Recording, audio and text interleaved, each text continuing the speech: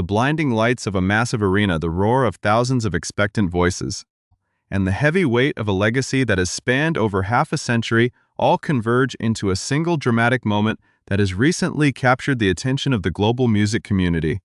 For decades, the stage has been a sacred space where the realities of human frailty are temporarily suspended, replaced instead by the timeless energy of rock and roll.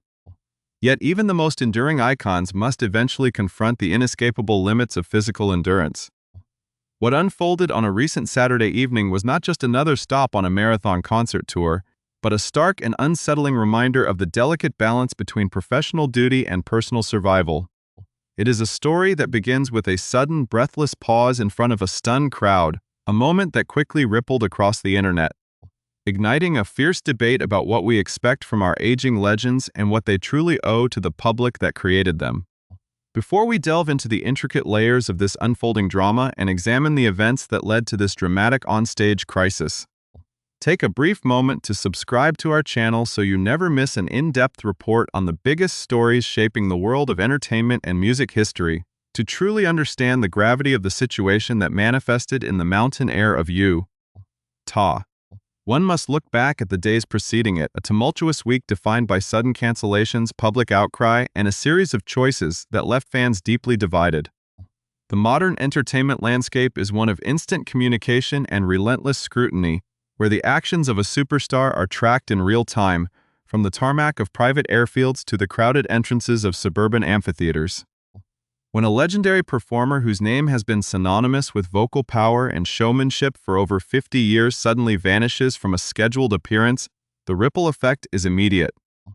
Thousands of people, many of whom had traveled significant distances and invested considerable financial resources, found themselves standing in long lines, wrapped in anticipation, only to be met with the devastating news that the evening's performance had been abruptly scrapped.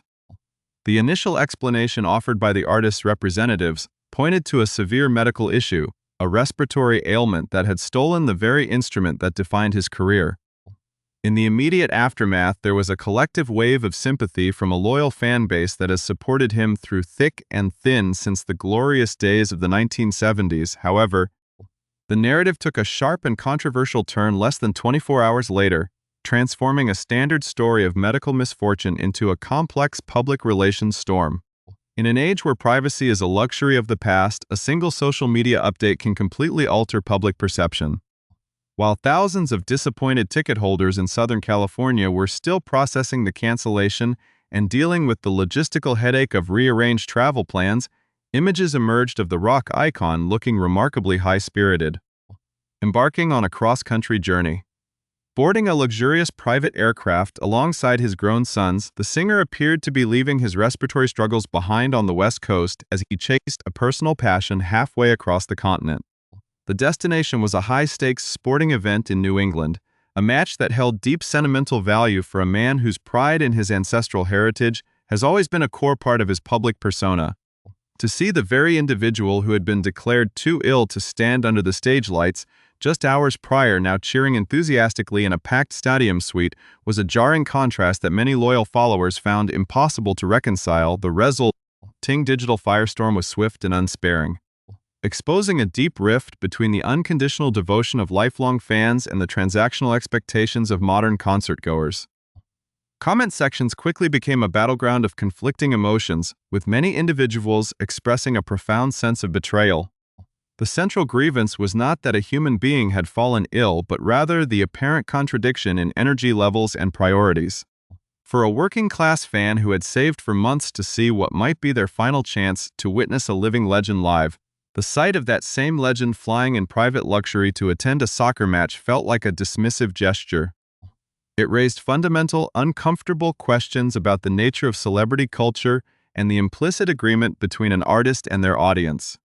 Is an entertainer entitled to prioritize their private pleasures and family bonding moments when they are technically on the mend, or does the purchase of a ticket grant the audience a claim on that artist's discipline and reserve energy? The debate raged across platforms, with some defending the singer's right to live his life and others condemning the move as a highly disingenuous display that disregarded the sacrifices of his public. As the controversy swirled online, the pressure began to mount for the upcoming performance in the American Southwest, a show that would now be viewed through a highly critical lens. The artist was caught between the need to prove his commitment to his craft and the harsh reality of a body that was still recovering from a serious infection. When the Saturday showtime finally arrived, the atmosphere inside the amphitheater was a mix of intense excitement and nervous anticipation. The crowd wanted the spectacle they had paid for, but they were also watching closely for any sign of weakness or lingering illness. As the music swelled and the veteran performer took his place under the spotlight, it initially seemed as though the sheer force of will would triumph over physical adversity. But the stage is a demanding arena that offers nowhere to hide when the lungs refuse to cooperate and the heart demands a pause. Midway through the performance, the facade of effortless stardom began to fracture in full view of thousands of spectators, setting the stage for a crisis that would push the aging icon to his absolute limits. The transition from the soaring heights of a rock anthem to a moment of sheer physical vulnerability is a terrifying spectacle to witness in real time.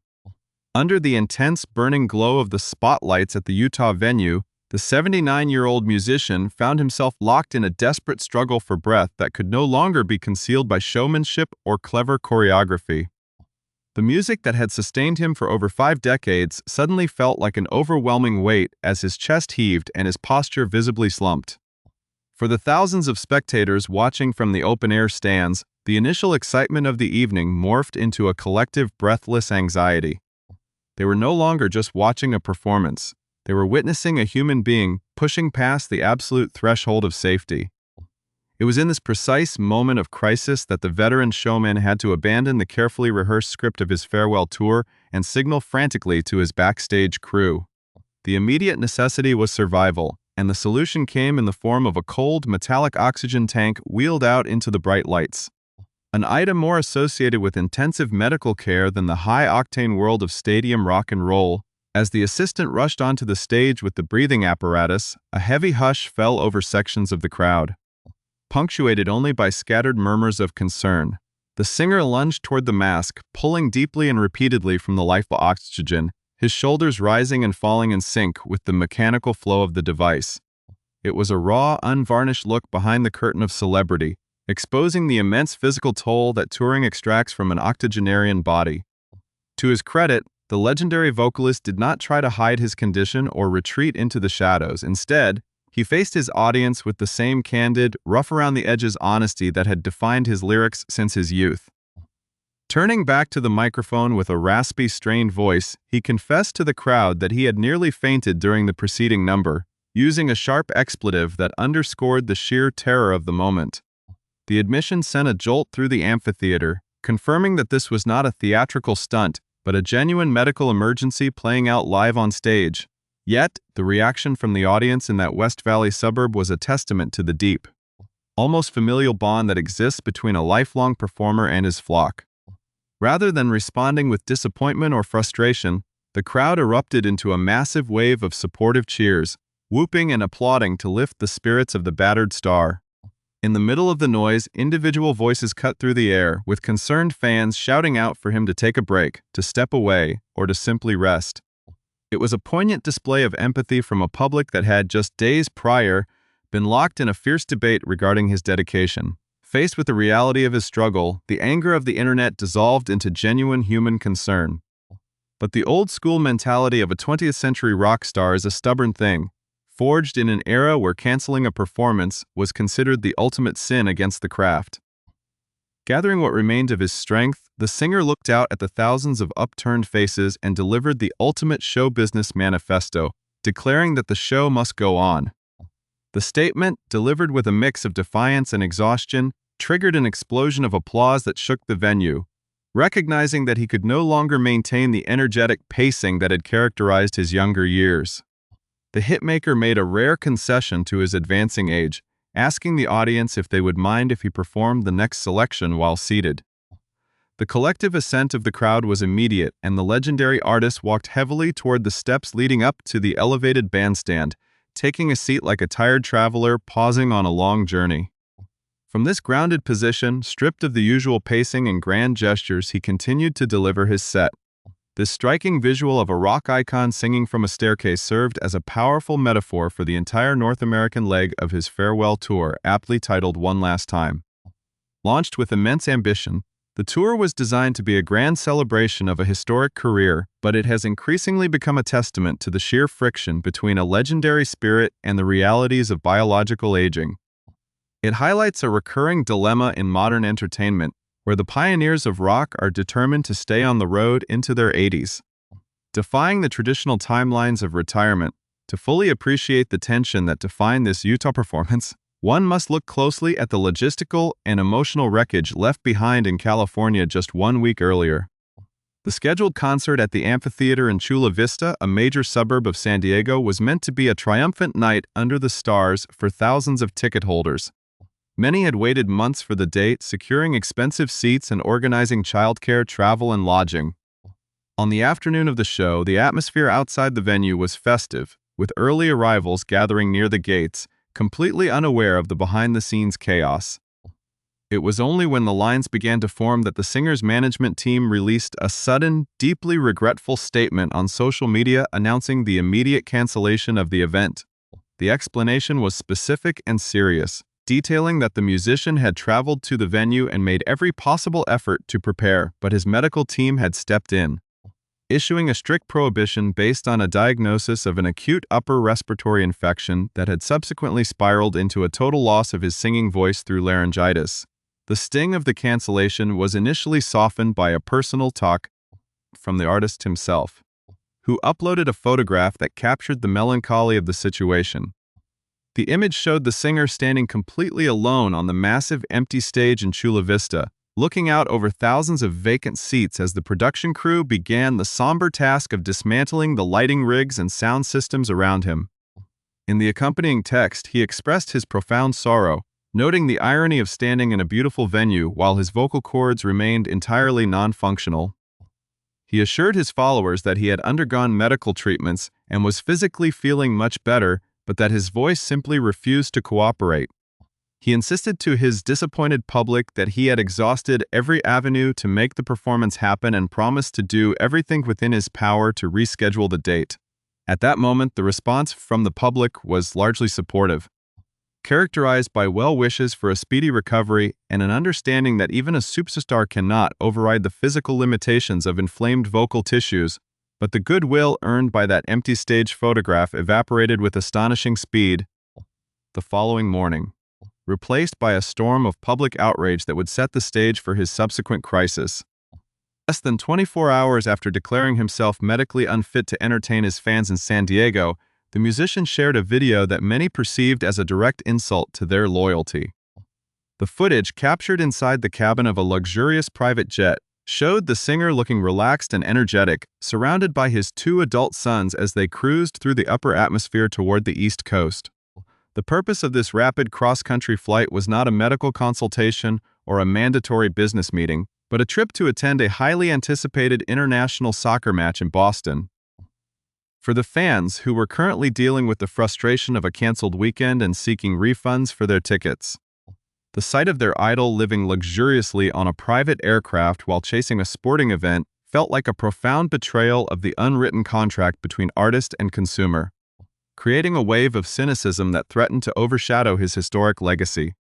The sight of the legendary performer celebrating in a luxury stadium suite in Boston, surrounded by his family, while thousands of working-class fans in California were still untangling the financial and emotional mess of a canceled concert, marked a turning point in the modern discourse surrounding aging celebrities.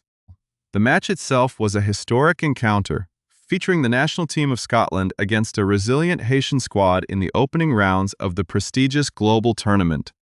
For a man whose identity has always been deeply intertwined with his ancestral Scottish roots, often sporting traditional tartan attire and writing anthems dedicated to the nation's spirit, the game was an irresistible siren song.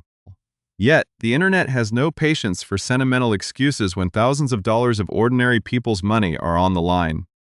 The commentary sections on social media platforms quickly transformed into a repository of deep-seated resentment, with lifelong admirers expressing a sense of disillusionment that decades of musical loyalty could not erase. One particularly vocal fan pointed out that while cancellations are an understandable reality of live entertainment, the act of posting a celebratory video from a private jet less than a day later felt remarkably tone-deaf, suggesting that the singer simply prioritized his personal leisure over his professional obligations to the public. This public relations disaster highlights a larger, more systemic issue that faces the music industry as the golden generation of rock and roll enters its 8th and ninth decades. The journey of this specific icon, born in the shadows of the Second World War and rising to prominence during the cultural explosion of the late 20th century, represents the absolute pinnacle of global stardom. From his early days fronting blues rock ensembles to his meteoric rise as a solo artist with an unmistakable raspy voice and a penchant for theatrical showmanship, he has remained a permanent fixture of the cultural landscape.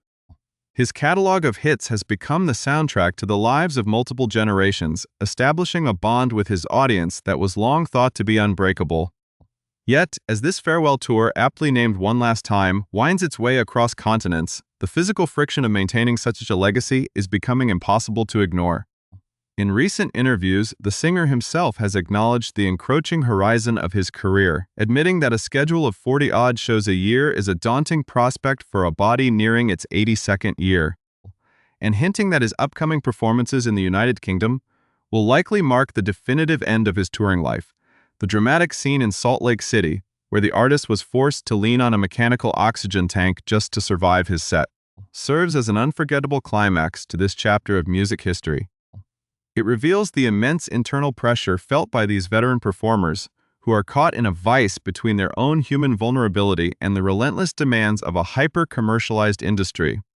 When a modern stadium tour is launched, it is not just an artistic endeavor. It is a massive financial machine involving hundreds of crew members, local venues, corporate sponsors, and millions of dollars in non-refundable ticket sales.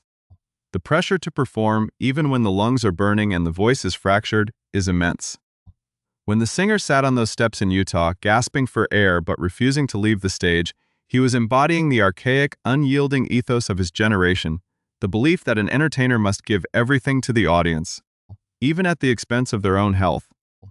It was a moment of profound irony where the very fans who had been typing furious messages of betrayal on their phones just days earlier were now shouting in terror for the aging star to stop running and finally take a rest. Ultimately, this ongoing saga is about much more than a canceled show in San Diego or a breathless night in the mountains of Utah. It is a profound reflection on the nature of aging, legacy, and the complex relationship we maintain with our cultural heroes.